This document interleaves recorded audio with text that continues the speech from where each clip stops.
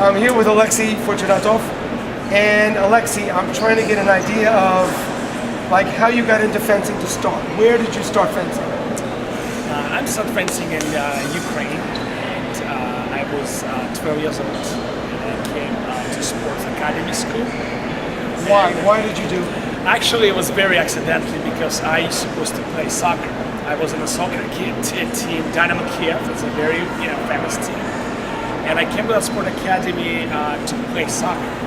But because I was too young, to play in that team, so I chose fencing just for these 2 years before I transferred to soccer team and that academy.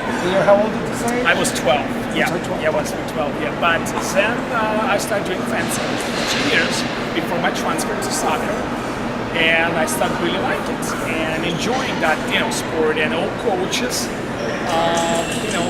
where time to go for me to switch, try to tell me you should stay in fencing. You have very potential. It's the name of his name is Oleksiy. He's my first coach. He's a very good coach. He have a lot of good fencers for both teams, for Soviet Union team and for Ukrainian national teams.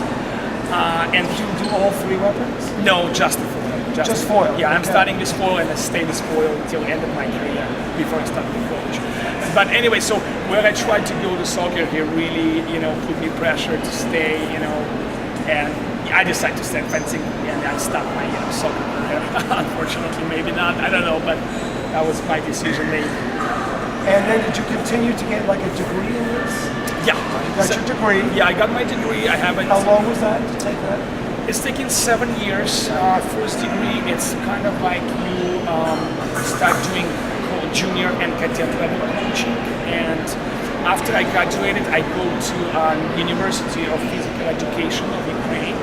And that degree gave me, working with more senior advanced level of fencing. Like this is in Kiev? It's in Kiev, right. Like this is maybe where Yuri Gilman, did he go the same place? Yes, right. All of us, we're going the same place. So Yuri went same place? Right. And give me an idea, in foil fencing, show me something that, there's everybody learns foil fencing all over the place. Something what did they show you that's not what everybody expects? Well, our school, Russian and Soviet Union school is very kind of like, mostly like a lot of techniques, right? But I know my tricks is always like, when I finish an attack, I always using from away back contact with plucking form, because my height was, give me this opportunity to do that. But so a little bit of a kind of a right. So you're making action, you're hitting, and then always using nice counter attack from the fans. So that was probably action obviously work, and of course action is make per walk, and then person search for the blade, hiding the blade, and hitting. So that's another kind of Now you finish your training. You're how old at this point? I stopped fencing. I was very, very young age. I stopped when I was 22, 23, and I stopped fencing, not even trying to go to senior level. I just fenced 1 year for Ukrainian national team for senior, and then I stopped fencing. And then you say, I'm going to San Francisco. How did this happen? Well, first I started coming to the United States for the camps to Stanford University. I was in Stanford University, where ranked number 1, and in cadet. So they invited me for camps, and that time was a lot of good fencer, and that place it was. Nick Braven was there. It was Sean McLean there, Iris Zimmerman, Felicia Zimmerman, and it was a lot of great fencers at that time. And Steve Gerberman too, right? So I come in there, for camps. I come in every year, every summer, and I kind of like it. And I try to stay there and to do camps, and then I got proposition to the job.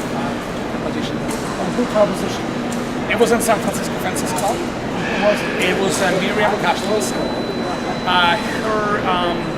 Her 2 boys used to be fencing too. Right. They went to Stanford, and stopped fencing after. But that's how it started. Yeah. And how long have you been in San Francisco now? For 7 years. Increased success all the time. I'm trying to. Yeah. It's a lot of work still, but I think for that amount of time, we have some pretty good results. Yeah. Fortunatov. Thank you so much. Thank you so Thank much, and Thank see you guys on YouTube.